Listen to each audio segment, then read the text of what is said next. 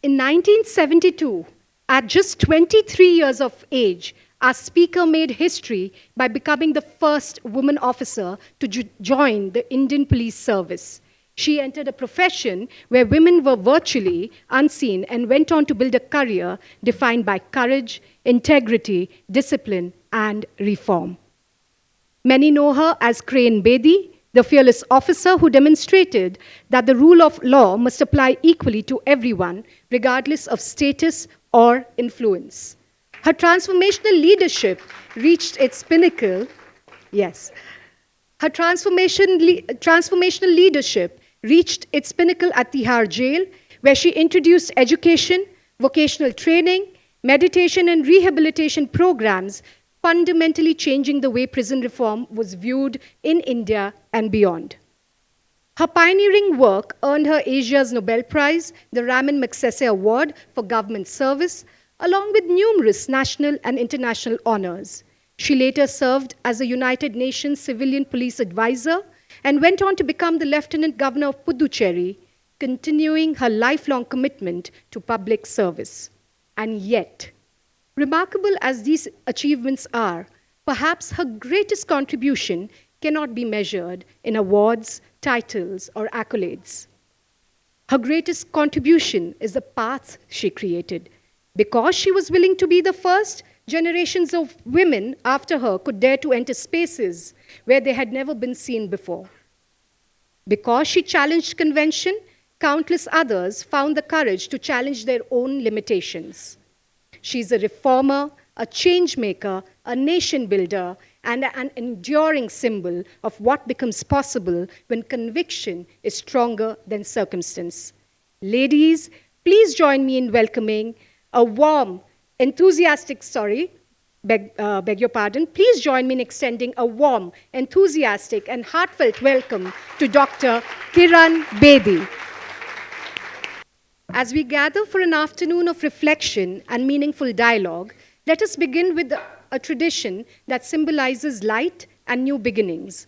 May I now invite our chairperson, Deepa Reddy, along with our esteemed members of the past Chairperson's Council, to kindly come forward for the ceremonial lighting of the lamp as we formally commence today's event.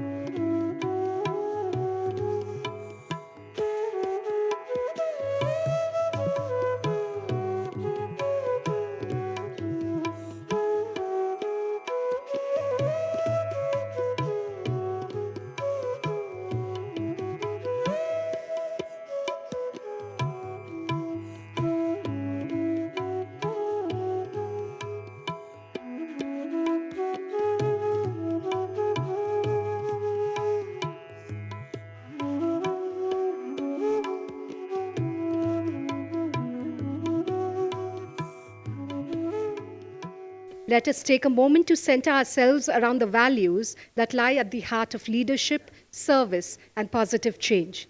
To lead us into the invocation, I now invite Rachna Reddy, Head Secretary, Flow Bengaluru, to please come forward.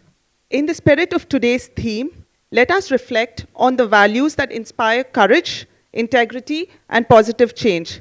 Let us resolve to always choose what is right over what is easy, truth over convenience, and integrity over compromise. Let us have the courage to stand firm in our convictions, the humility to serve without seeking recognition, and the wisdom to act with fairness and compassion. May every choice we make strengthen the trust others place in us, and may we leave every person, every place, and every community better than we have found it. And with that thought, may I request everyone to kindly rise for the national anthem.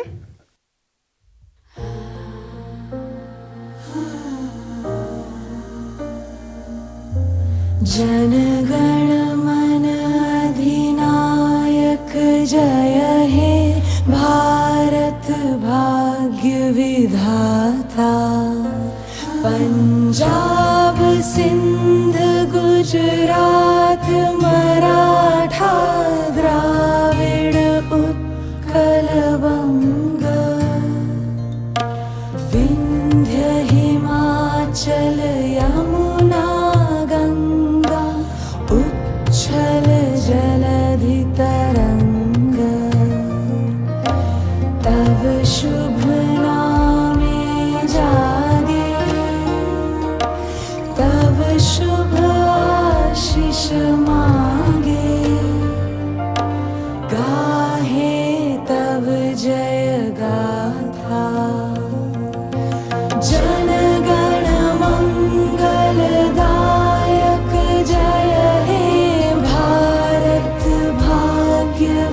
विधाता जय हे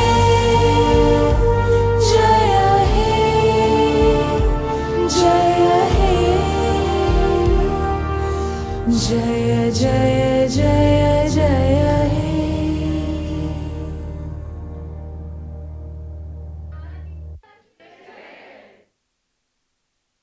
I think we needed the national anthem to play before the sponsor's video. So now we are going to play the sponsor video. Since 1961, a legacy of financial trust began that today is not just a business but has created a meaningful difference to clients by creating an opportunity to empower financial growth. Strengthened by parliamentary regulation, Narenchits was established on March 13, 1989 as a classified NBFC under RBI governance.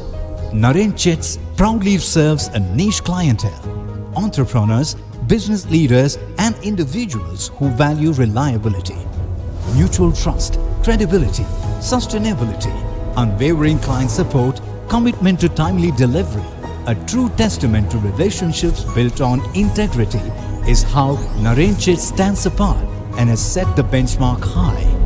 Growth has been organic, steady, purpose-driven, focused not on scale alone but on making meaningful financial differences.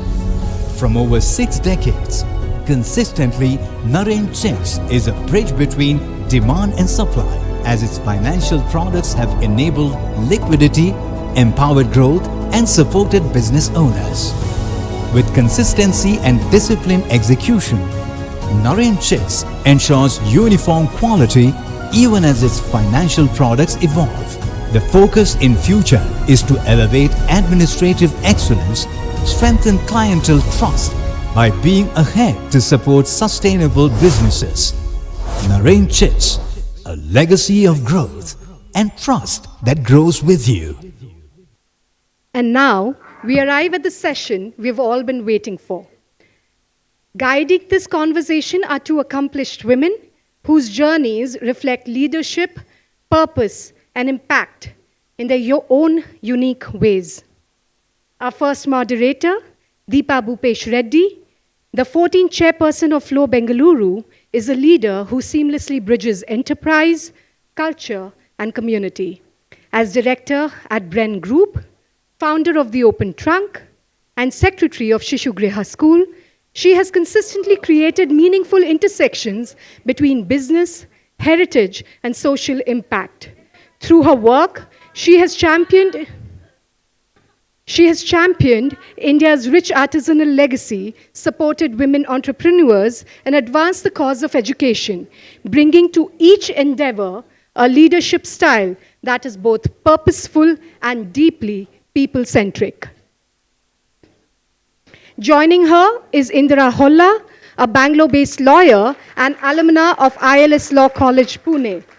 Having trained under some of country's most respected legal luminaries, including Harish Salve and Satish Parasaran, she brings sharp insight, thoughtful perspective, and a deep understanding of public affairs and leadership.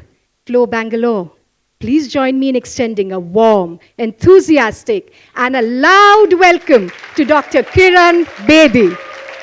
I really hope we can do justice to sitting here in front of her, and I hope I managed to ask all the right questions for this audience. Deepa? Don't worry, Indra, I'm sure. And we both just took a car ride with ma'am, and we were so excited. She is so sweet, so updated. Guys, you really will be so surprised for what's coming your way. Ma'am, thank you very much for coming to Bengaluru Fiki Flow and addressing each and everybody. Are a big fan of you. And we also have a classmate who was with you in Amritsar, Anu, who introduced herself to me at the lift. So I told her that I would definitely mention about her. You grew up at a time when girls were expected to live very different lives. How did your parents shape your confidence, ambition, and belief in yourself?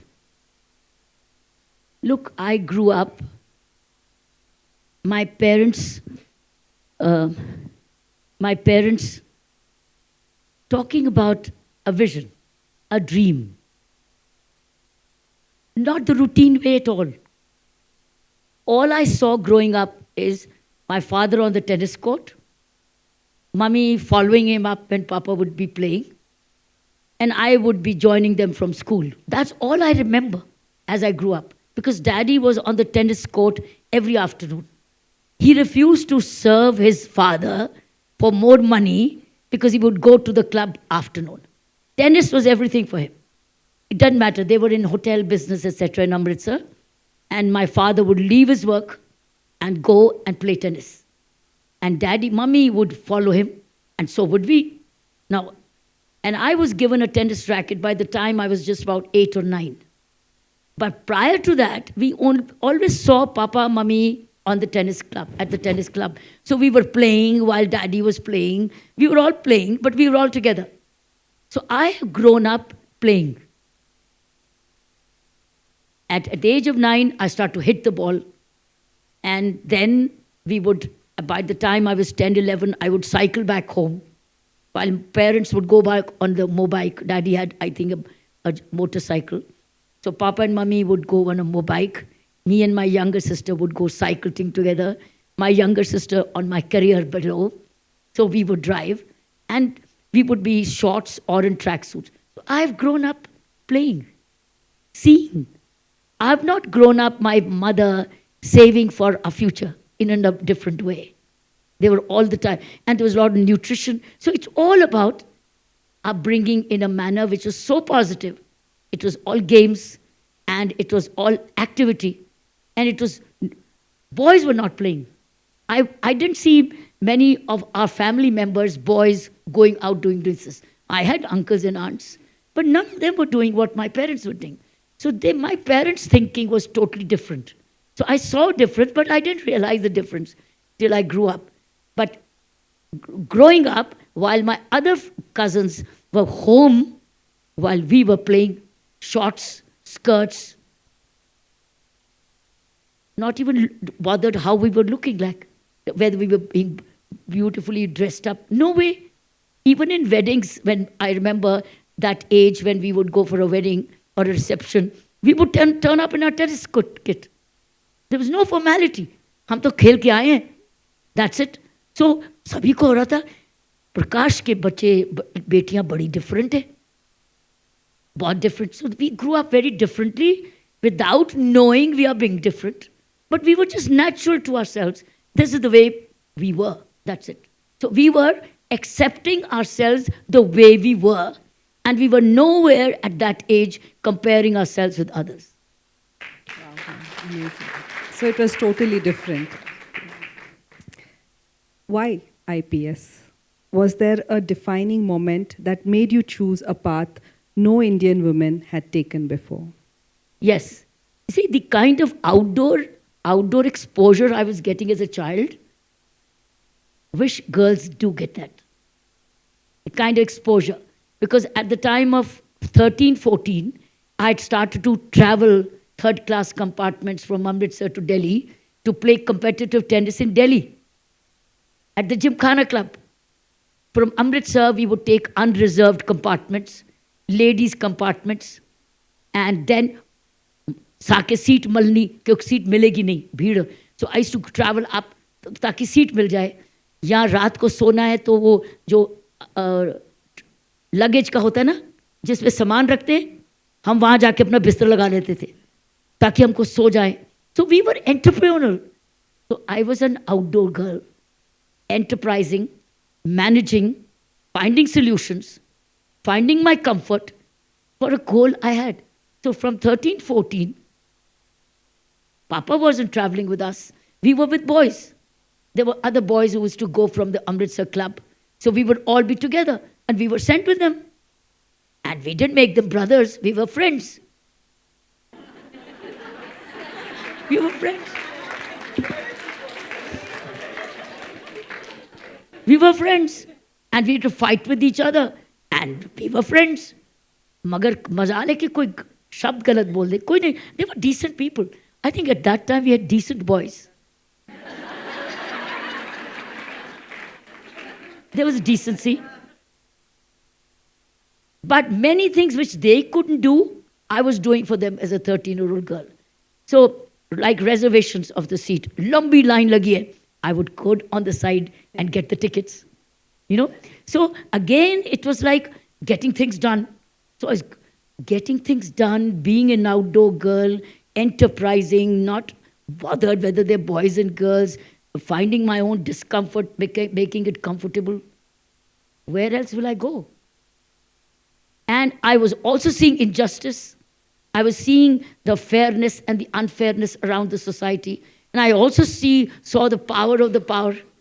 And if I have to get things done, I need to be in power. And at that time, the choice was Union Public Service Commission examination. That was my choice. And my father used to talk about being a commissioner or a deputy commissioner. So the word deputy commissioner was in the house. So the word deputy commissioner was coming. Not engineer, not doctor, not business, but deputy commissioner. I decided to be a deputy commissioner of police. That was the only difference. Why? Because from the age of 14, when I went to college, Government College for Women, I first subject I asked for NCC. I wanted to be an NCC cadet. And they said, no, ये तो optional subject है. दूसरे पक्के वाले, permanent वाले भेजो, जो compulsory है. I said, okay. So NCC was very clear. NCC was uniform. Uniform means opening the doors, getting things done, being of help to others, asserting power to say yes and no, help others. So for me, uniform stood for justice and power. Power to do justice. So uniform, IPS was my first step. That's what happened.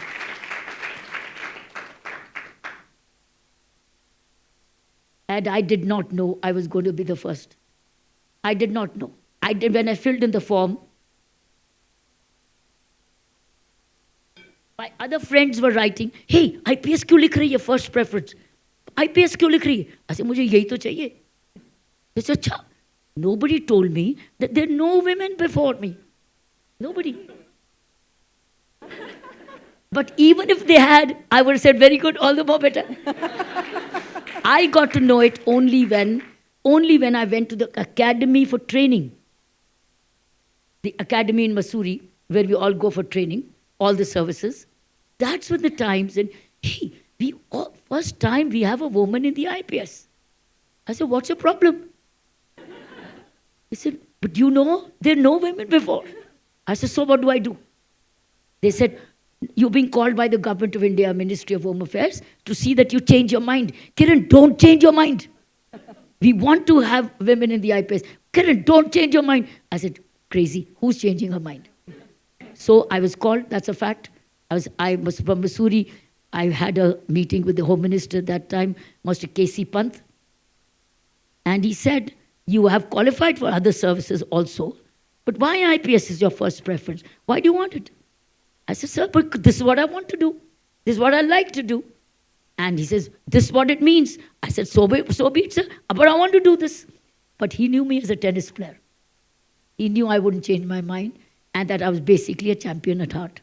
So he stood up and shook hands with me. He says, I welcome the first woman of the Indian Police Service. That's the time when I got it. And when I came back, all my batchmates were very thrilled. They clapped and they celebrated. Oh, we've got the first woman of the IPS as our batchmate. Wow, amazing. Very inspiring, ma'am, really. So what did tennis teach you about leadership, resilience, and handling failure? How important is it for women to pursue a sport, or for anybody for that matter? Tennis taught me to lose. Tennis taught me to get up again. Tennis taught me to deal with hostility. Tennis taught me collaboration. Tennis taught me competition. Tennis taught me preparation. Tennis taught me hard work. Tennis taught me the rules. Tennis taught me justice. Where I could say, no, this was right. The umpire would say, out. I said, no, umpire, it was right. I could go up to say, even if it goes to the... It taught me rules. It taught me life. It taught me to win. And it taught me that the win is very long, not long lasting. I have to play again. and that I celebrate the victory today, but I have to prepare from tomorrow again because it's a back-to-back tournaments. So tennis taught me there is no rest between two victories, and no victory is permanent. And that if I won last week, I have to do everything again and better to do it better. It taught me to learn. It taught me to watch. It taught me concentration. It taught me to totally work hard and prepare. It taught me what makes you win. Like many times, I was a student, very keen student as well, and I used to carry books along. I used to travel with my school bag or my college books. And when the tennis match would be over, I would hit the bed after a shower and start me reading my books because I had an examination to take. It taught me time management. Look, without playing, I would not have learned all this. And it also gave me friends from all over the country. And there were foreigners also coming in. So it also made me realize where we are lacking, where we are missing. Many times I did not have a court to practice. I used to hit against the wall to play. I did not get court to practice in Amritsar sometimes. And I used to play against the wall for hours, practicing a cross court, plastic down the line. It was the wall. Sometimes even wall did not happen. My father used to make me practice on our home lawns as shadow practice. And I would do shadow practice on my footwork, on saying, now drop shot. Then he say, back goal. Then it's a backhand cross. And I'm doing shadow practice. Shadow practice, wall practice, right? All this is situational. So tell me, is this preparing ourselves for life? Where are life's challenges different? Being fair, being just, being prepared, being hardworking, getting out of comfort zone, using time management, calling out for others when it is right, making friends, and then when you lose or win, you shake hands. So it's not an enemy. See you tomorrow, see you next again. There were lots. All these things were learned on the court. And also adversity. It was, those days we didn't have diesel engines, coal engines. And there was so much of coal dust settling on all of us while we were traveling from Amritsar to Trivandrum. Imagine, 2 nights, 3 days, 2 nights. And by the time we would reach, we would be still doing this. And we are called out to play. And we can't complain because now it's time to play. So no complaints. You've come here to play. No complaints. So in life, no complaints. All these habits came to me in my service. Without knowing, where did I learn it? Did I learn it in a book? Did I learn it from my parents? I learned it by doing.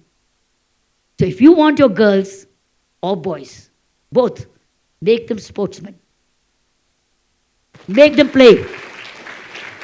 Make them play, find the time for them. Tell them, pick up any game. Play, go enjoy, and compete. Even if it's a college sports activity, a state champion, play. Oh, I'm not going to win, doesn't matter. Play.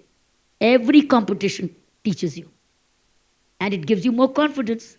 And it also teaches you how to get up after. What is failure? So I used to lose many close matches.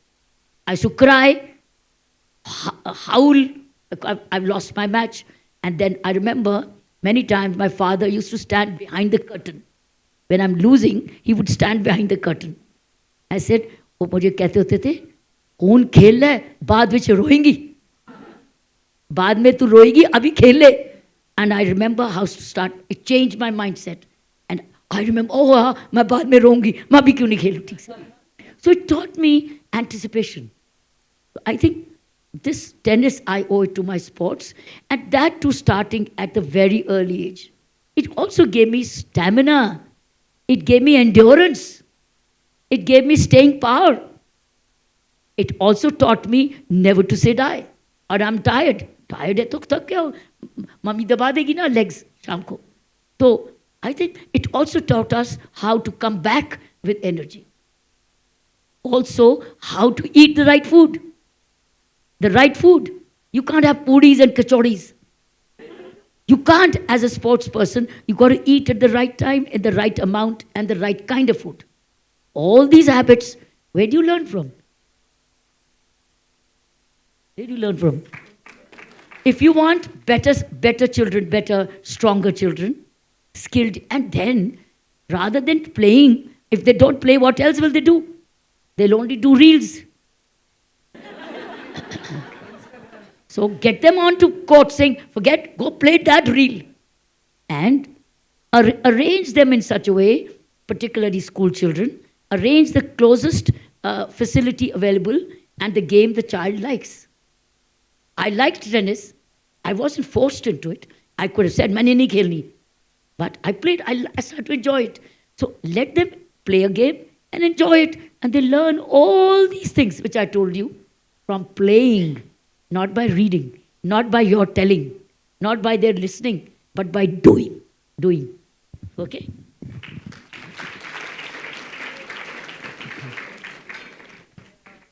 But this is applicable for life.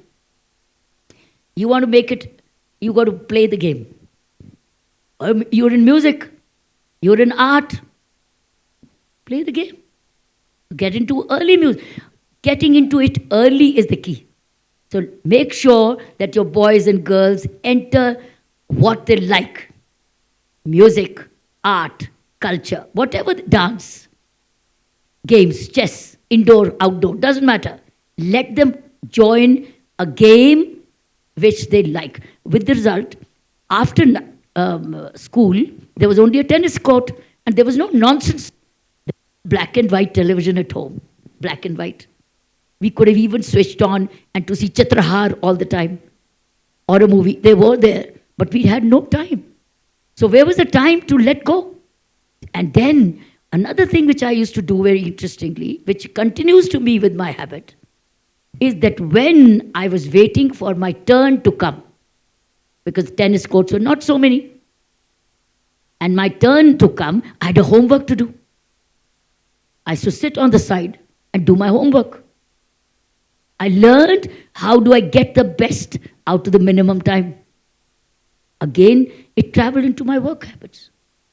See, so I think the only way as good parenting can happen is make sure that your child at that young age, who are young mothers, have the school. Either they have a facility in the school and they use that, put extra time there, or they are attached to a activity which is close by. It's worth the investment.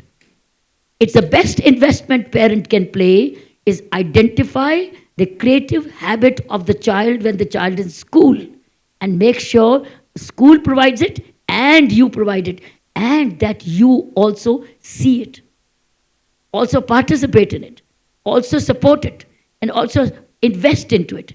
Get him a good teacher and a coach. Like I am recalling what I did.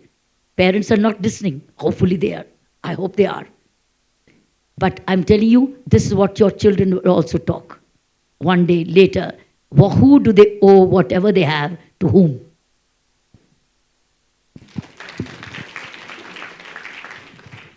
So now, ma'am, moving on. During the most demanding years of your career, how did you balance public service, family, and motherhood? We also took a poll with our members, and this is the answer that we've got. So would you want to listen to the answers given by our audience first? 44% of them believe, it's the fourth question. What is the question? Managing expectations. The question is, how did you balance everything? How did you juggle public service, family, and motherhood? What am I doing at tennis? I'm balancing. I'm learning already to balance. I've told you example of balancing, where I'm sitting outside the school, outside the court to study. Or when I'm traveling, I'm also reading. Or when I'm finished with the matches, I'm back to study. I learn to prioritize. That's the key. That's the main thing. I'm knowing what is my priority and what is right for me. Look, there are many friends of mine where the moment we finished, they went for dance clubs. They went dancing. And they had a lot of fun. But I didn't want that fun. I preferred my own work to fun. I had a choice to make. Another thing which you learn when you give a vision to the children, they prioritize and they make better choices. I learned to make better choices as a girl child.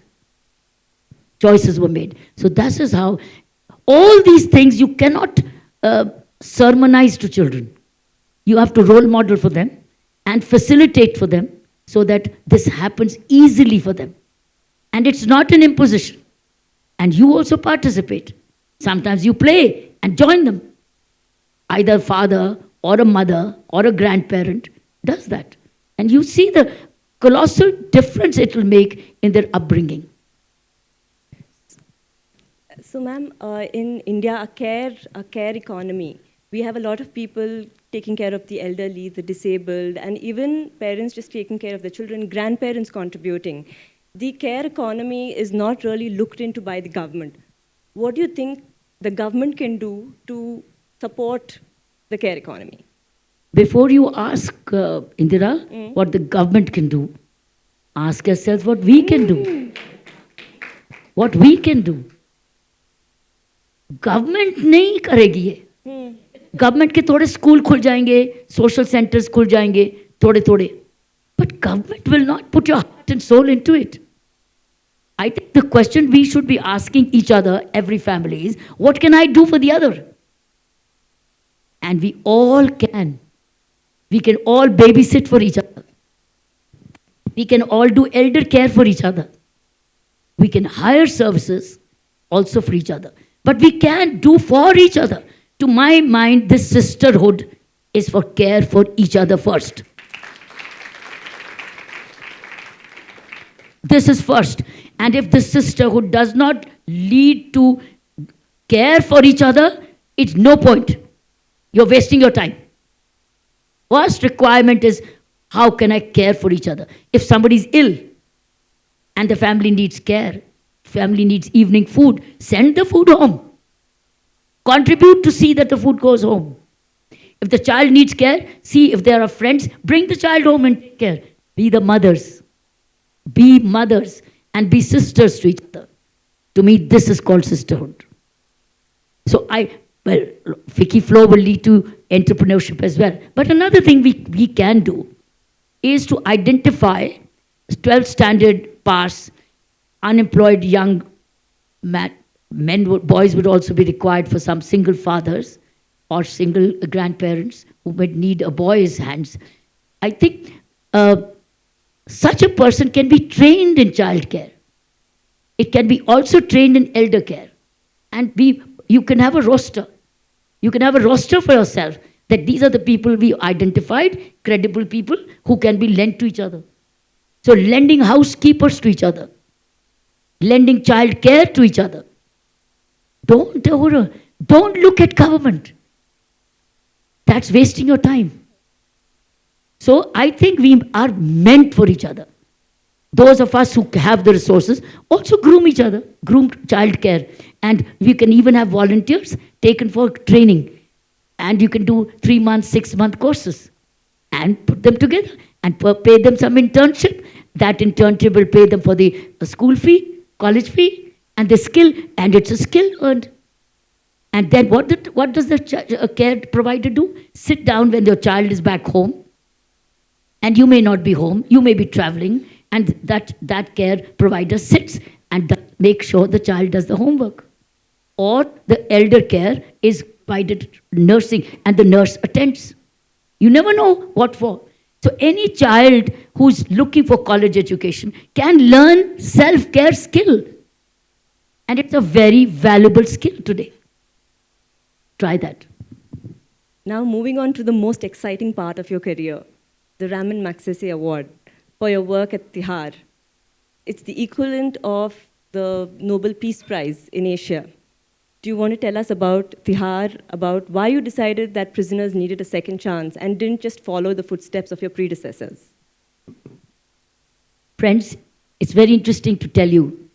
This is the first time a peace award for a police officer has been given.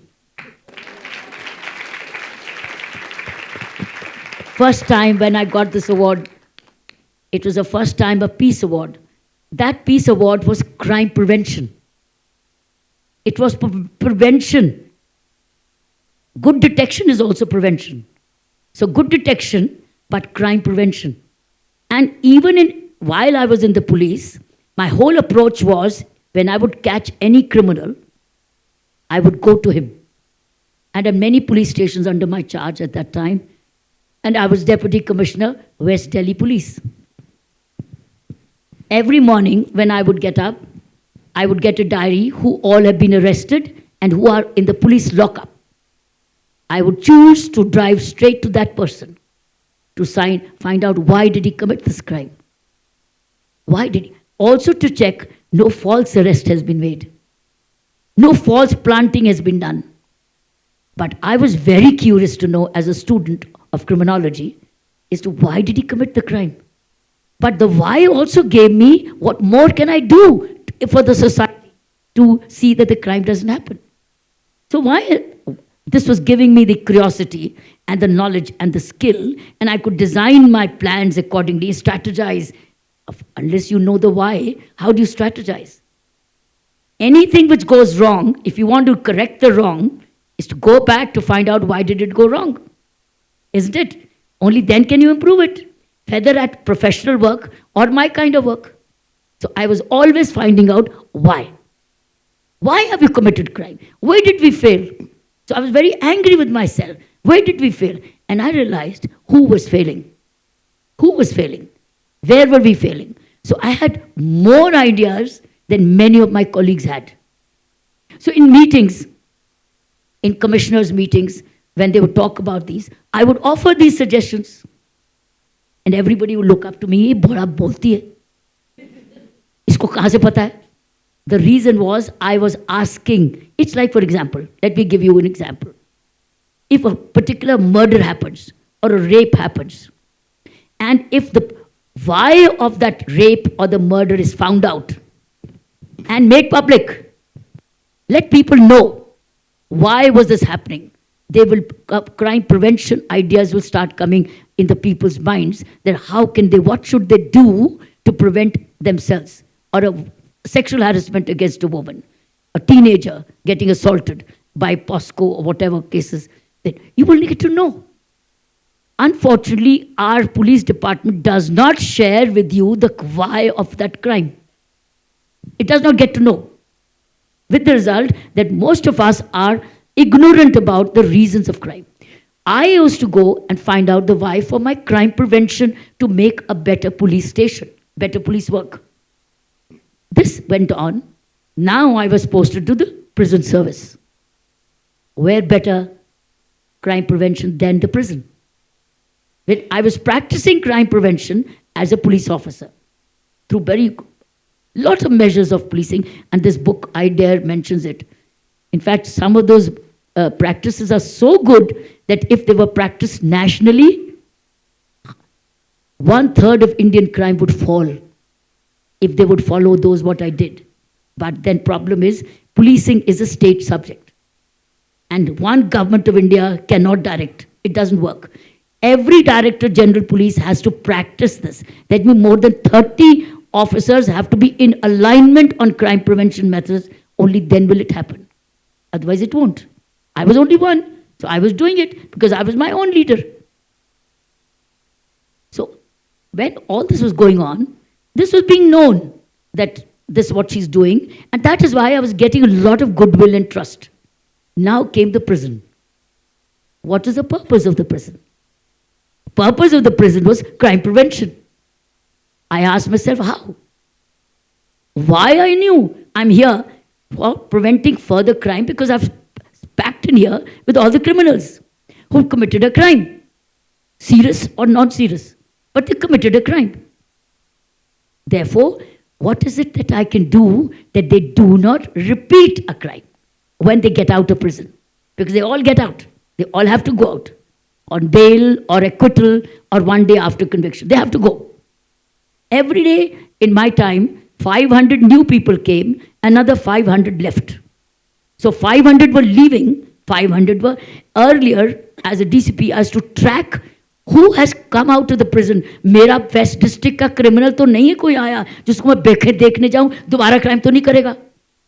I used to track them because prison had no programs.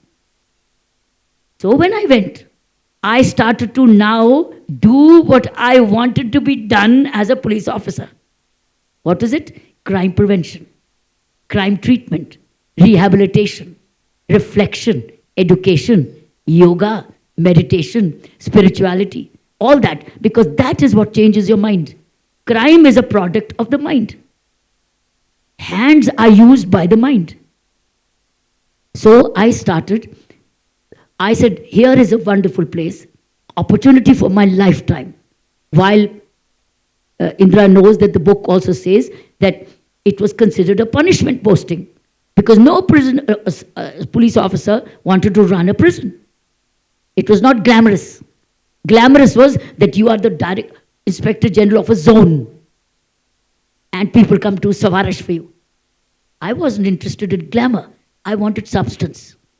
So friends, this is what happened. When I went there, it was nothing but an urban zoo. When I first day entered the prison, everybody was howling. When I walked the prison at night, first day, it was howling. And I asked my staff, ऐसे ये कौन है ये? कौन हाउलिंग करे? क्या है ये? सोते नहीं रात को? कहता मैम ये रात को नहीं सोते. तो मैं क्या सोते कब है? पता नहीं, दिन में सोते. मैं कहा रात को क्यों नहीं सोते? मैडम इनको दवाई चाहिए, ड्रग्स. इनको ड्रग्स चाहिए, इनको ड्रग्स नहीं मिली, इनकी डोज नहीं मिली, इसलिए ये परेशान है. दिन में तो मिल जाएगी दवाई, इधर उधर से घर से आ जाएगी, लेकिन रात को वो टूटन हो रही है, called withdrawal symptoms. I knew half of my prison was drug addict. What do I do? Half of them were drug addict. And they were addicted to smoking as well, which is equally addictive. That exposure, you see that? Now again, I've gone to the field and to find out what is it, what's happening, what can I do to learn what is it that I can change this. But where's the problem? The problem was none of them were sleeping at night because of drugs. So I set up a timetable. I set up a timetable for the prisoners, and timetable was set. And now I gave them the time to get up, time to sleep, time to eat, time to do yoga, time to study, time to meditate, time to play. I gave them the time to play. But where do the teachers come from? I borrowed them all from NGOs outside. All NGOs came inside, friends, not government.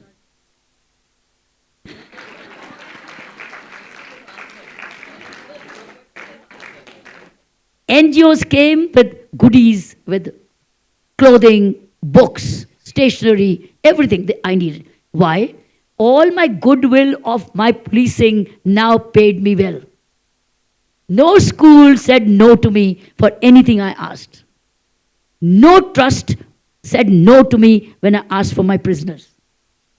Nobody. No Gurdwara, Mandir, Masjid, Christian church said no to me to come and do festival management. Her festival मनाया, कोई खर्चा नहीं किया. किताबें 10,000 को मिली, कोई खर्चा नहीं किया. टीचर्स 10,000 को मिले, कोई खर्चा नहीं किया. कौन? पढ़े लिखे प्रिजनर्स टीचर्स बन गए. So we made a list. Who is a graduate? Who is this? Who's that? We got them in. So we trained them, oriented them. Everybody had books, bags, stationery, teachers, blackboards. And from 9 to 11, everybody went to school. अब ये नशे कहाँ से लेंगे? और उनकी searches हमने बढ़ा दी और नशा मुक्ति केंद्र भी खोल दिए, वो भी एनजीओ से, सरकार से नहीं. सरकार पर थे ही नहीं, काउंसलर नहीं थे, डॉक्टर भी नहीं थे. हाँ, डॉक्टर कहाँ से आएंगे? डॉक्टर तो ऐसे नहीं मिलेंगे आपको फ्री. तो क्या हुआ? एक मेरी जनकपुरी की कॉलोनी है, वहाँ बड़े सारे होम्योपैथ्स थे. मैंने सारे होम्योपैथ्स को बुलाया और वो सस्ते में आ गए. और वो वाइट कोट पहन के, वो वाइट कोट पहन के स्टेथोस्कोप लगा के चलने, किसी को क्या पता होम्योपैथ है कि एलोपैथ है, क्या पता। और एलोपैथ तो एडिक्टिव दवाई देता था, होम्योपैथ तो एक व्हाइट पाउडर देता था। We got them out of addiction. And these doctors को आने जाने का खर्चा मैंने दे दिया। मैंने बोला ऐसे है, चाहे आप साइकिल पे आओ चाहे रिक्शे पे आओ, मेरी जो अलाउंस है ना, रूल्स में अलाउंस, वो आपको आने जाने का 3 व्हीलर का देता है। मैं नहीं आपको पूछूंगी आप कैसे आए हो, मैं आपको 3 व्हीलर का खर्चा दूंगी। तो उनको खर्चा मिल गया। Some made money on it, some did not make money on it. But so many white coats with stethoscopes roamed around the whole prison every day. And then they looked after the withdrawals. They gave them the homeopathy medicines. And they started to recover. So recovery started to such an extent that I one day asked for Shri Satyanarayan Goenka ji, my Vipassana teacher, that's गुरुजी, हमको यहाँ meditation programme करना है, आप कर सकते हैं, करा देंगे? बोले बेटे एक बात है, पहले तब आऊँगा, कोई वहाँ बंदूकें नहीं लगेंगी सामने, बंदूकें नहीं दिखनी चाहिए मुझे, और तुम भी बैठोगे। मैं कहा गुरुजी मैं भी बैठूंगी, मैं भी अपना सुधार करना चाहती हूँ। तो friends, do you know we held a first time ever a meditation program for 1000 prisoners. And that is what made the prison into an ashram. Now came the Magsaysay. That's how the Magsaysay came. Magsaysay award came, all this was spreading around the Asia. And a lot of prisoners, foreign prisoners, were leaving the prison every day. They were talking to their embassies. So we didn't have to market ourselves. We didn't have to propagate. I didn't even know what Magsaysay stood for. When all this was traveling around in Asian countries, and a lot of prisoners who were going back to their embassies, they talked about this.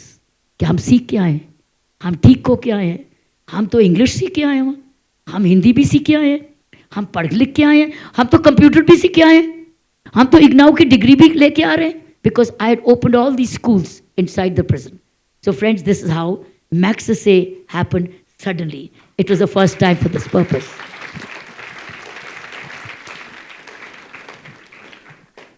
And from Magsaysay came my foundation, which you are sponsoring. I want to tell you what Deepa is doing. When my Magsaysay came, I dedicated to a foundation. Awards are to carry forward the work.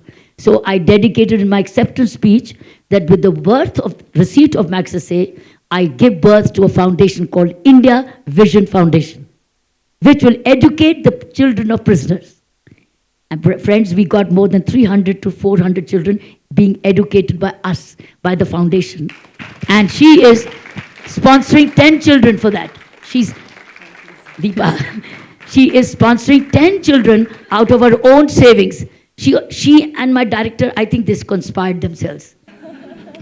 And that is how, one by one, and a lot of Fiki Flow friends have come in. So the award was dedicated to the creation of a foundation, and now it's functioning for the last 30 years.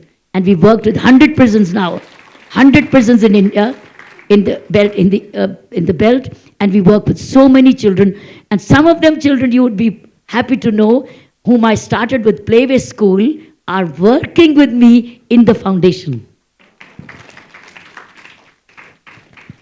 Amazing, ma'am. Really. Ma'am, have you gone back to Tihar after that? Are your policies still in place? How does it function now? This is an Indra wants to know question. Indra is a lawyer.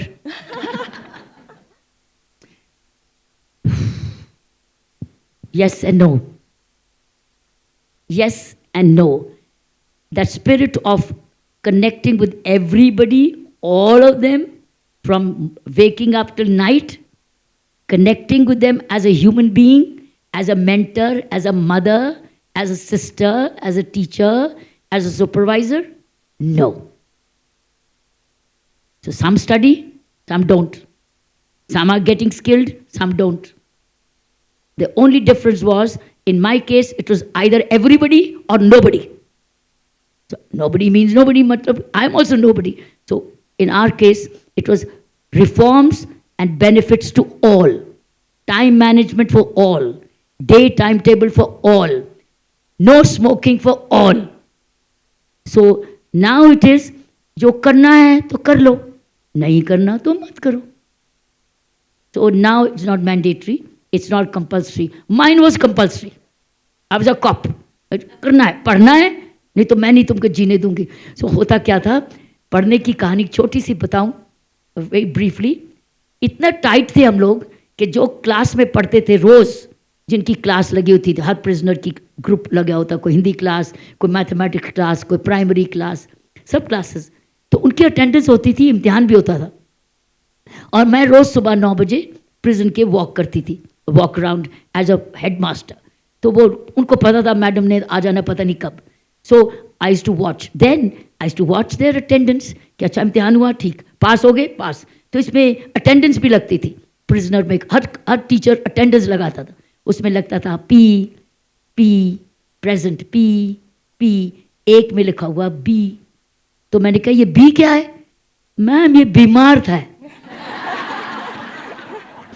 तो बीमार का भी वो लिखते थे कि बीमार है इसलिए नहीं आया. अब जो पढ़ना है तो पढ़ो, नहीं पढ़ना तो ना पढ़ो. सो फर्क ये है, मगर फैसिलिटीज बहुत है. अब वहाँ डॉक्टरों की बेशुमार है, अस्पताल बहुत सारे हैं, स्किल्स के भी केसेस हैं, इश्यूज हैं, बहुत सारे एनजीओज आते हैं. लेकिन वो जो टोटलिटी और विपश्यना का छोटा छोटा कोर्स होता है, बड़ा नहीं होता. सो छोटे छोटे प्रोग्राम्स, ऐसे यस एंड नो, यस छोटे छोटे प्रोग्राम है, लेकिन जो इम्पैक्टिंग होना चाहिए, जो ट्रांसफॉर्मेटिव होना चाहिए, जो रिफॉर्मेटिव होना चाहिए, जो उनको पढ़ाना और काउंसलिंग होना चाहिए, वो नहीं है. That's a problem. That was Tihar. Now moving on to the next big chapter, according to me, was your fight against corruption. I remember when I was watching the entire movement led by Shri Anna Hazare ji, and all of you all at Jantar Mantar. I felt it was a time of great change. There was going to be great change in the country, and things as we know it would not be there anymore. Corruption wouldn't be there anymore. Can you tell us about your fight against corruption, and what do you think we have to do to eradicate corruption? I also felt that way when we had the Lokpal bill and the Right to Information Act.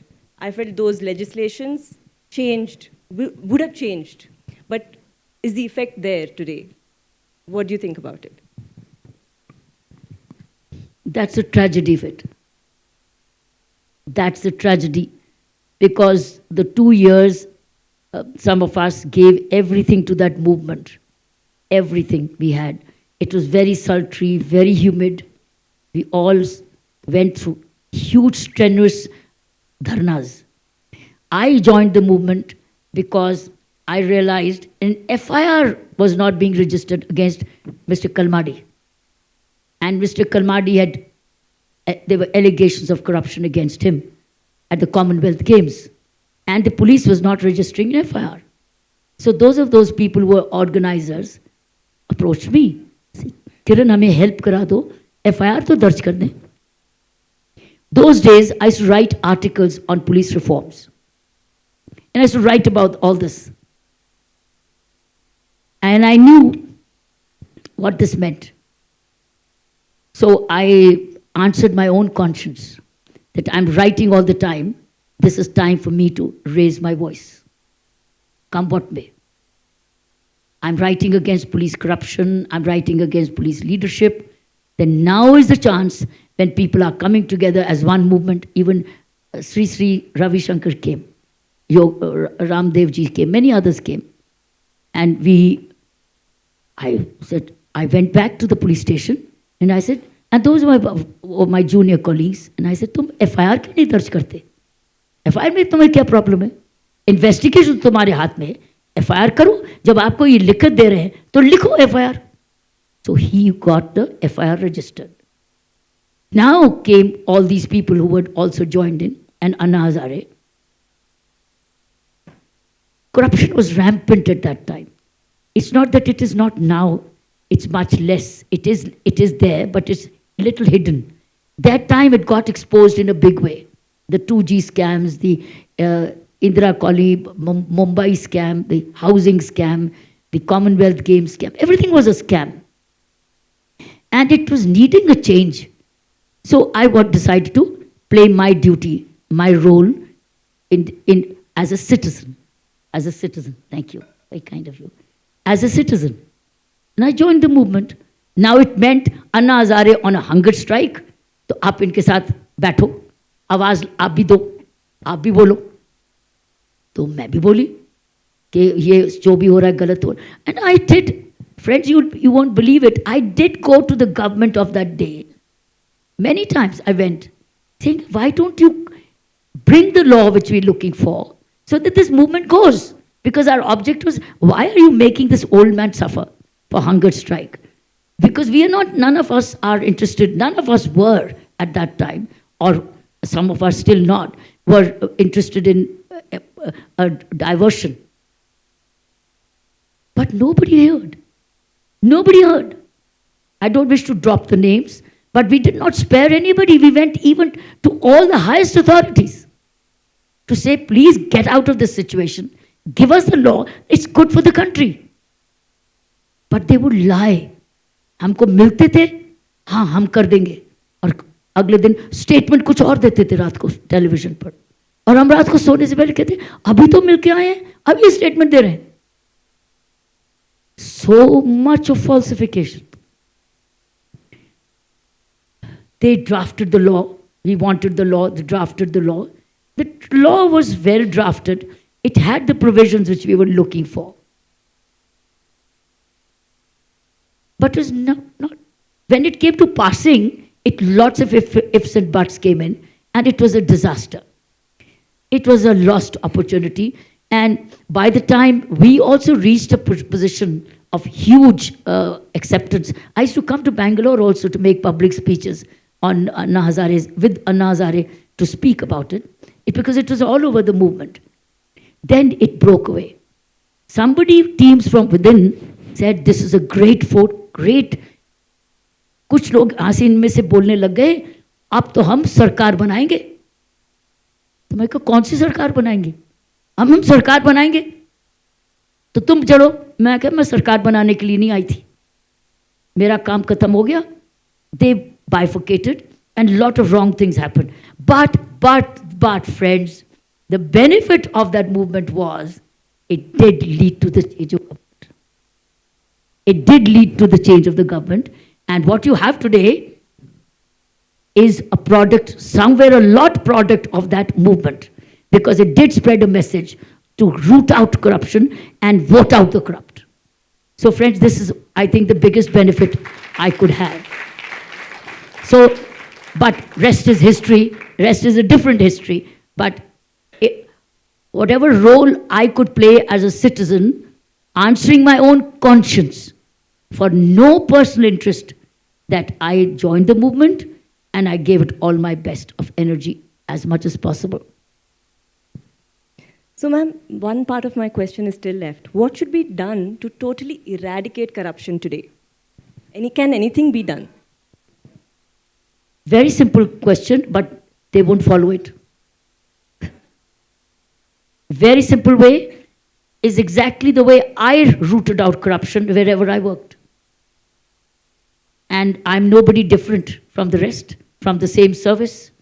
Look, if you look at the political scenario and the politician moving away from corruption or not corruption, I think is asking for the moon.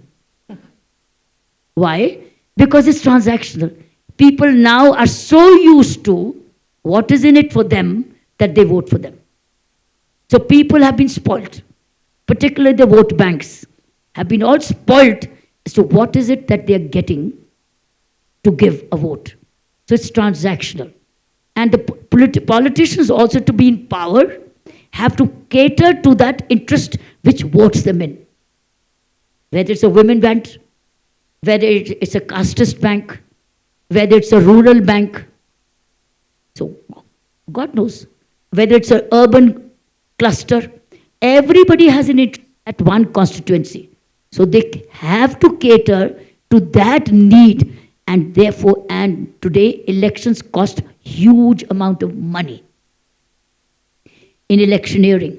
So when you ask for political, it may be difficult to change because it costs money and money is pumped back. So it's money gets money and it's a money relationship.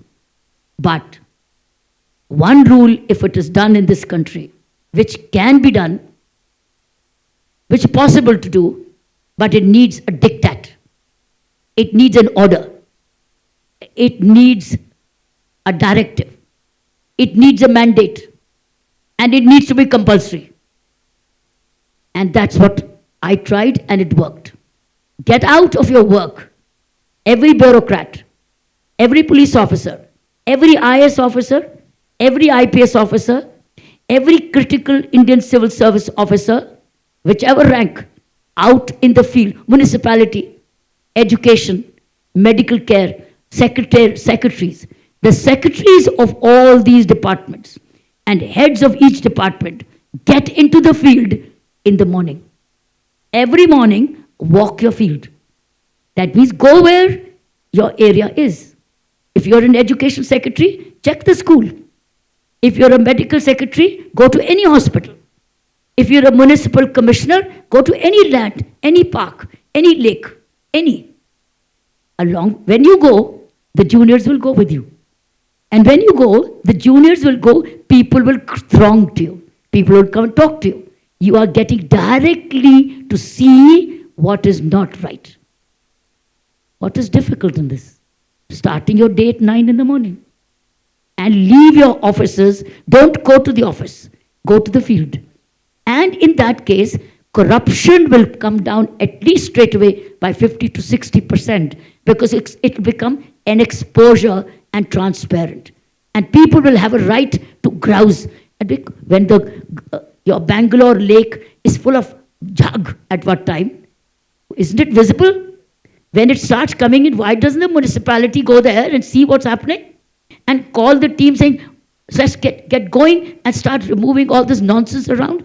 Or the illegal construction. Today you have the drones.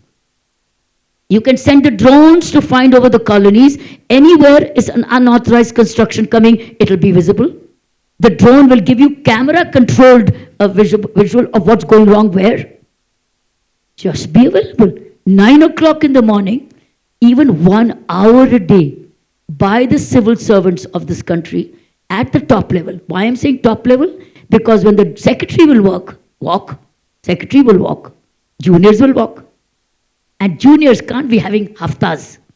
Haftas will go. Arey, kuku shakal dikhani hai na? How can you hide your face? And then create other systems of openness. Second level is very interesting, is open house. Walk the streets. Second is open your office to the public grievance between 4 and 5 every day for 1 hour. Let anybody come, first serve basis. So that means the juniors are afraid कि कहीं जाके शिकायत न कर दें, पता चल जाएगा, or send an email. This is, friends, I practiced for 5 years as Lieutenant Governor in Puducherry. It worked. It worked. You ask anybody in Puducherry, living in Puducherry today, was this happening or not? Ask anybody. If it can happen in that small town or city, it can happen in anywhere in the country. As a Lieutenant Governor, from 4 to 5, no, my mind went on to 7 o'clock. 4 to 7, I used to stand and meet anybody, first come, first serve basis, heard them and resolve their issues. Similarly, went around the town on a bike, on a cycle, because the Mercedes car doesn't make you see anything. You have to bike the town. So I used to bike my town to see where is the garbage or where is anything else. So corruption fell. Grievance redressal went up. People start to connect and integrity rose up. So, but the politicians of the day were not my friends. They were not my friends. But I lasted for 5 years. 5 years is a long time. I lasted for 5 years. And if ever You are now asked this question. Can corruption in India fall? You say yes. You say yes. Let the senior bureaucrats be out on the road. You just say that. And these IAS and the IPS and the IRS and the education, so let them be available and visible. Second, open house. Second thing, open house. Ask your politicians to sit with an open house. Ask these bureaucrats, open up 1 hour every day and record every complaint which is coming. You will see that fall in corruption. Your problem in Bangalore, your problem of contractors, remember? Huge problem of contractors came up. Why did people not complain? Because everybody was hand in glove. So if you want a prevention, then prevention is in the hands of the secretariat, the bureaucracy. Do you know what? It will even put the politicians in their place. Because all this is transactional to do something wrong. Something transacts and you are ignored and you probably become a part of the caucus. So friends, there is an answer. Answer lies in the way we are not appointing our IS, IPS and other services. The way they are delivering. They are delivering. Why don't they do this? There's no money required. Open house, no money. 9 a.m. tour, no money. Where's the money? It's money saved. And money saved is money earned in this country. Thank you, ma'am. So we have like one last question before we start the rapid fire round. Okay. I'm the accused interrogation. Being interrogated by 2 interrogators. But they're beautiful. Very Kind ones. Compassionate, reasonable. So, ma'am, with all that you have stayed true, you have changed so many lives, you've brought in so much order in a place where nobody would have think of bringing order. With all that, how have you stayed true to yourself? And then we also know you're a very updated person of AI, and we saw how you were managing your technology. So what inspires you even today? What's keeping you going? Never to get outdated. Never to get outdated. Anything you do, don't get outdated. That's when you age. You age only when you become outdated. You want to stay young? Doesn't matter how old the body is. But if the mind remains updated, it will keep the body fit. I must tell you, ma'am is very, very updated. As we were talking, she was researching, she was telling, she's also tagging Vicky Flow, guys, and she has a huge following. So that's really amazing. And she never left even a second to help us, promote us. So thank you very much, My ma'am. pleasure. So for a little bit of a lighter note. Sure, Indra, you want me to do this? If you could manage one mindset that holds women back, what would it be? Mindset which holds women back. Their If you own could change it. self-belief. Their own self-belief. They self-believe. They don't believe in themselves. That is the real issue. You don't believe in yourselves. You don't believe in the own potential of your own. True. Self-belief. I have given you an example of my self-belief from my childhood till now. And nobody told me I have to believe it myself.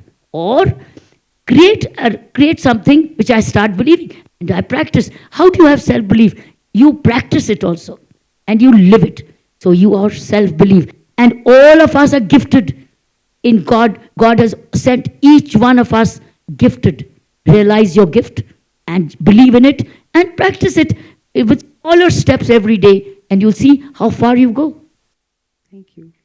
What's your favorite cuisine, ma'am? Cuisine? Food. Cuisine? Yeah. What is cuisine? Food. I have a very clear nutrition plan.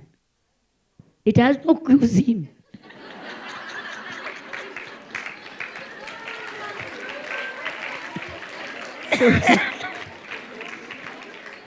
It has a time of eating and the right kind of food which gets digested by 8 o'clock. So where's the cuisine? I know, ma'am. We shall follow that very I'm soon. good. Already giving me home food to travel in the Indigo tonight. And tell her, ask her, what did I ask her for? Roti, dal, sabzi. That's it. One green vegetable, one dal, and one roti, and some salad. That's my cuisine. But you never eat out at all, ma'am? No, I eat very selectively. I eat outside, but I look for salad. Okay. If I can get, or a dal, or a green vegetable which doesn't have oil. So that's my. See, the point is the time of eating and finishing my food by 8 o'clock because I want to sleep. I want my body organs also to sleep.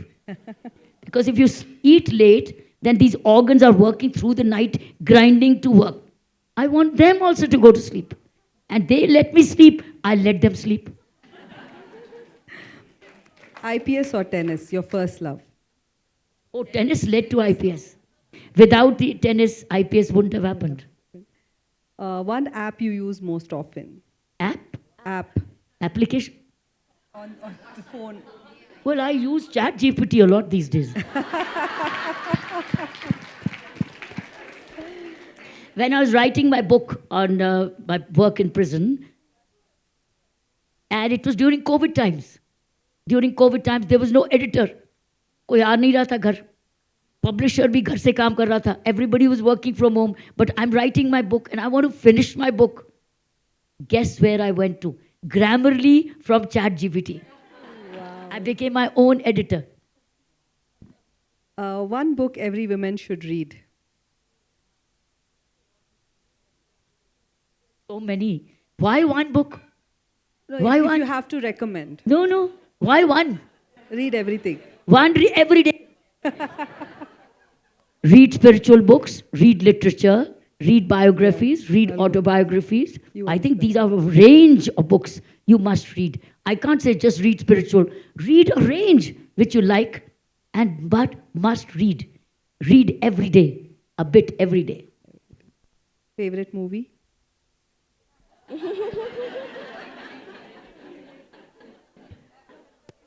Oh, long ago, which I saw, which inspired me hugely.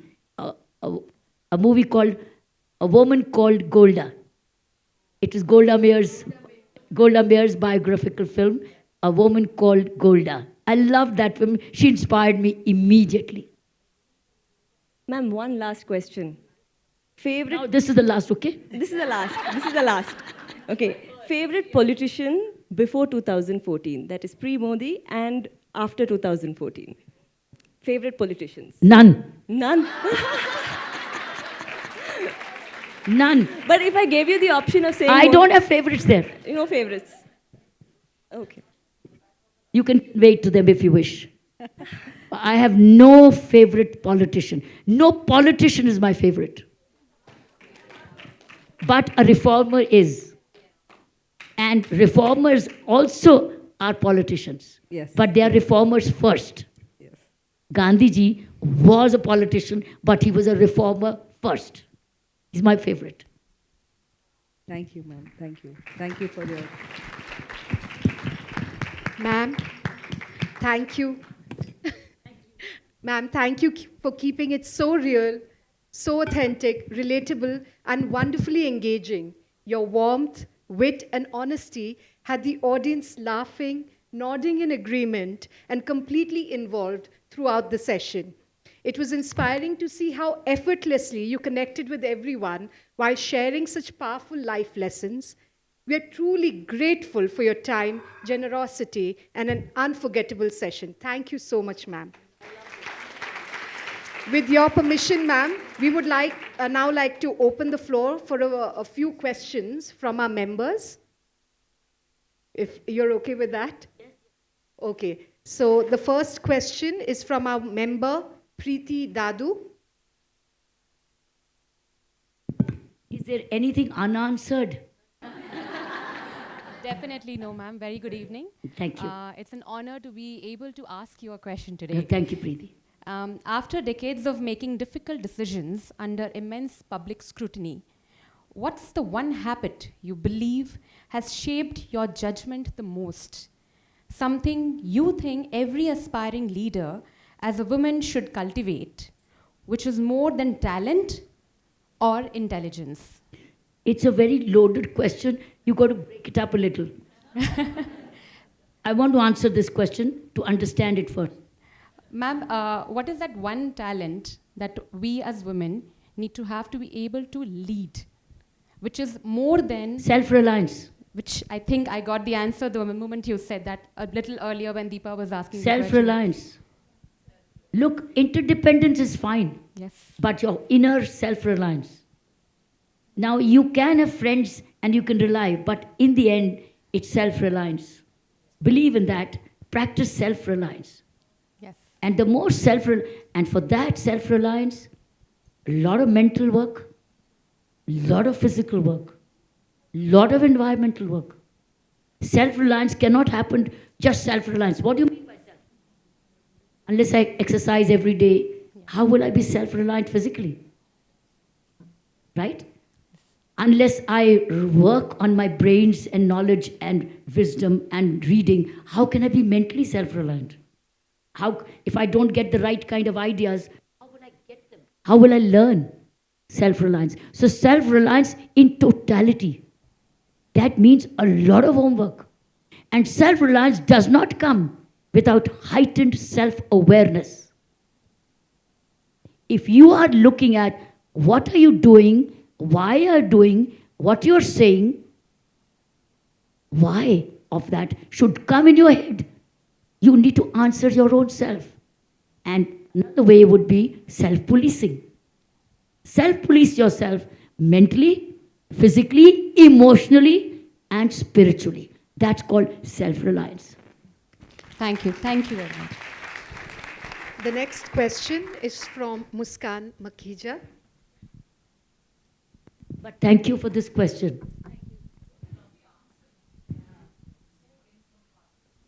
I practice all the four. And that is what you're meant for. Your groups are meant exactly for this. Teach each other this all four areas. And each one of you have practiced this, adopted some good practices, share them. Share good practices and good mental health, good physical health. All this must be shared. That's what the sisterhood is for.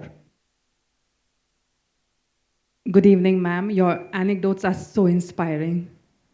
My question is, you broke the glass ceiling in Khaki. If an actress is going to break the box office playing you, who has that first woman SHO energy today? अभी कोई पिला नहीं. I know it's difficult to fill your shoes. Very difficult. मिला ही नहीं. They have been trying, by the way. My producer is working on a biopic. Okay. वो मिला ही नहीं. कहता मैम मैं कहाँ जाऊँ? कोई इस जूतों में डालने के पैर डालने के लिए तैयार नहीं है.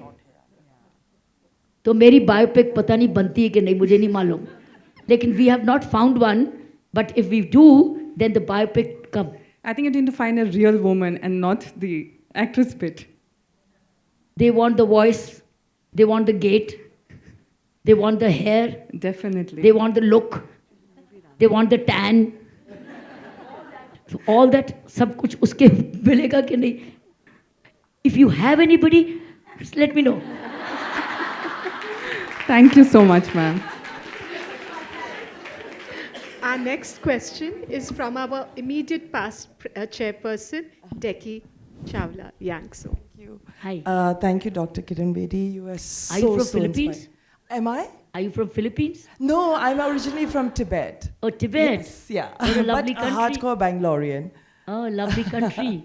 I've been to Tibet. Oh, yes, I've absolutely. been to Dalai beautiful. Lama's palace. Oh, wonderful. Okay, at the Potala When I went to Palace. Mount Kailash Yatra with Yes. Sadhguru, Okay. and that's when I went through Tibet. Amazing, yeah. Yeah. It's not very easy to get Tibet pass from China No anymore. more, no yes, more. But it's so fortunate that you've been. Yes, I did. I was very fortunate. Thank you, Doctor.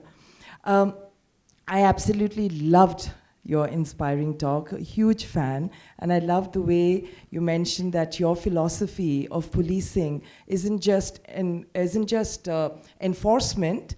It was, I think, empowerment, rehabilitation, and of course prevention. Similarly, at Flow, we do a lot of work with women at grassroots, and it's not just about skilling, but it is about giving them pathways to dignity and to livelihood. And when you mentioned drones, that's something that piqued my interest, and I thought I would love to share with you that we have been actually training and empowering women at grassroots to be certified drone pilots. And we'd love to work with your foundation and see if we could train some of the ladies over there as well. So that's one thing. I'll be very happy to work with you. Yes. My easiest contact is my website. Wonderful. If you We'll go to do my that. website called kiranbedi.com, Yes. there's a contact page there. Okay. Just send me a mail through that contact page. We'll do It'll that. come on my real mail. Yes. And when I reply to you, you'll get my asli mail. Fantastic. All right, we'll do that, definitely. And it is from Flow, so it'll be fantastic. I'll get the coordinates from Deepa and Nidhi as well. But my question, my question is, ma'am, you've after a lifetime of leading organizations and people, what aspect of leadership, through your experience, would you kind of now rethink or unlearn that perhaps has made you an even better leader?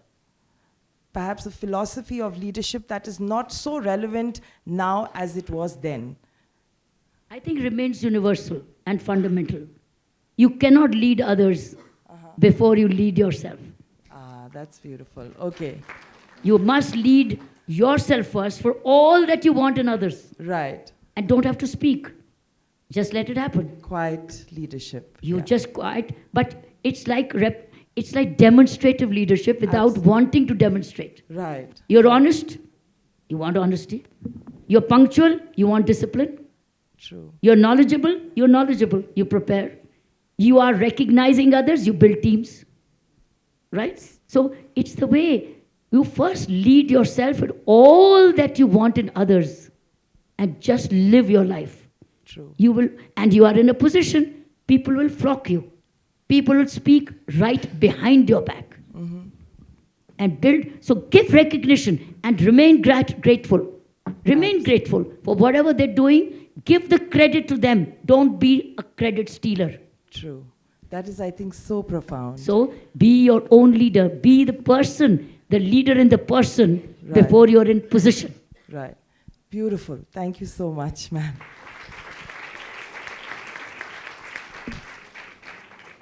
Ma'am, the next question is from our head treasurer, Nidhi Rathi. Nidhi? Good afternoon, ma'am. So one thing that is stuck in my mind after hearing you is your entire journey of the Tihar jail and how you've transformed the entire place into becoming a very disciplined and organized sector. The only thing that I'm not able to convince myself is, how did you convince yourself to help somebody whom you know has done something so terrible? Like, how do you help somebody if you know that, this person has done a very bad crime? We also come across people in our lives when we are aware that, okay, this person has done something which is not correct or not right or morally very bad. How do you convince yourself to make that person's life better? I looked at that the man has already been punished by being in prison. When he's in prison, he has no choice of anything he has. Food, family, place of stay, the kind of people he's staying with. And if I add to this further punishment, I'm making a rakshas out of him. So I have to rethink for myself. I am here for his security. Not giving him a pardon, neither mercying him. No, I'm not on mercy. I'm making sure that there's a new day for him. He's done some evil. He's raped a person, or raped a child. I hate him for it. But can I continue hating him? That's not my responsibility now. My responsibility now is to see he create a situation for him that he reflects, he repents, he himself apologizes, he himself admits to the judge that I did a wrong. How do I create a situation where he himself says, मुझे माफ कर दो, मेरे से गलती हो गई, लेकिन सजा तुझे मिलेगी, माफी मांग. My problem, my dilemma is when somebody is hung after years and he's already repented. My problem, I can't reconcile to that. Where he's done a meditation program, he's admitting to something was wrong, and then you decide to hang him. I think that to my mind is not reconcilable. But this is reconcilable for the reason that he has to be out of it. I can educate him, send him to meditation, and I've done that. Many life convicts who did a Vipassana meditation program, I'll tell you a Norwegian story. A Norwegian who was with me called André Gaznia from Norway, he was with me in Tihar prison, not my time, later. He did the Vipassana meditation program. He was inside for 10 kgs of heroin. 10 kilograms of heroin. And he was naturally full term, 10 years to hona hi tha. So he'd done about 4 or 5 years, and he went through Vipassana meditation program. And one day he tells superintendent, call my lawyer, I want to talk to him. Kis liye bulana hai? He says, because I want to tell the judge, I have made a mistake. You can punish me as I want, but now I want to set myself free. That I've apologized, I've regretted, I've admitted, I'm now free. Because when you live with the guilt, you're never free. So he wanted to get out of his guilt. And the lawyer said, nothing doing. I'm not taking you to the judge. Because you know what it means? 10 years of imprisonment. He says, no, it means 5 years of freedom. Because I'll be physically free. I'll meditate and grow spiritually. And they kept saying no, but he went. He insisted. He went to the judge. And he told the judge, sir, I've come here to tell you I did bring 10 kilograms of heroin. I admit my guilt. You can punish me as much as you want, but judge, I have something to ask. You are punishing me only for 5 kgs. I want to ask, where are my other 5 kgs? Other 5 kgs, somebody probably has taken away. Who took it? God knows. But he says, you are punishing me for only 5 kgs. But I had 10. Please find out who took away my 5 kgs. See, he admitted to such an extent. Now see how nature worked. He was convicted for 10 years. And now he was a convict inside the prison. But feeling very free, whatever he got what he wanted. As nature had it, the president or the prime minister of Norway was visiting India. After he was convicted, after conviction, Norwegian television gave his news, which got to know, his parents got to know where was he. They did not know all the while where Andrew Gaznier was. So the Norwegian president called on to all the president of India, called on the president as a courtesy, and said, now that Andrew Gaznier has been convicted, can we not transfer him back to the Norwegian prison? Because now he's convicted. As under trial, he could not have been. He's convicted, so we can handle him in the Norwegian prison. So could you please transfer him? Do you know what happened? The president granted him pardon. We would like to pardon him. That was out of the powers the president has. Because she realized, or he realized, whoever it was at that time, that he has admitted his guilt. And that he's evolved, right? And we can pardon him. So he was pardoned. He went back to Oslo. He wrote to me and he sent me letters. Went back to Oslo, sent a cartload of shipment of clothing for the prisoners. Warm clothing for prisoners. This is the real story. And he has written this story in his own handwriting. Because when I was writing my book, I've written a book on the prison also, called It's Always Possible. The last 3 pages of my book have these 2 letters, this handwritten note of Leo in his own handwriting. Because I told him, nobody will believe your story, my writing it. You write it in your own handwriting.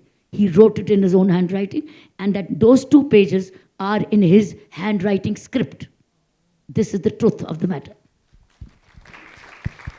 I think, thank you, ma'am. I think what you have is something very powerful, and it's not easy for somebody to do what you're doing. Thank you so much. Oh, thank you so much, Nidhi. Thank you. But Nidhi, I've noticed that when you work with good intentions, best of intentions, conscientiously, with a sense of gratitude, with a sense of giving, and for larger good, nature comes in and fills in. That's what happens.